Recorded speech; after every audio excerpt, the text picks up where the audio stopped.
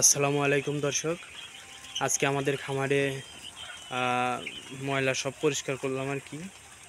তো আমার এই খামারে পাখি আছে মোট 2150 পিস।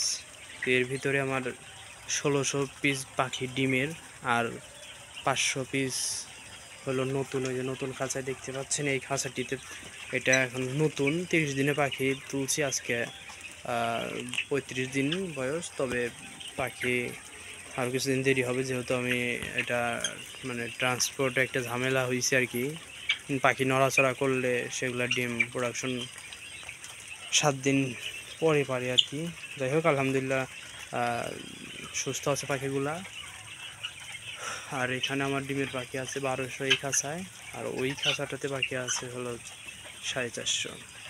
তো টোটাল ডিমের পাখি 1650, ভিতর থেকে আজকে ডিম পাইছি 1300। তো যাই হোক, আলহামদুলিল্লাহ ভালো প্রোডাকশন, ঠিক আছে, 80% প্রোডাকশন আছে। দেখা যাক আগামীতে ওই পাখিগুলো কতদিনে ডিমে আসে, আপনাদেরকে জানাবো। ভালো থাকেন, সুস্থ থাকেন, আজকে এই পর্যন্তই। আল্লাহ হাফিজ।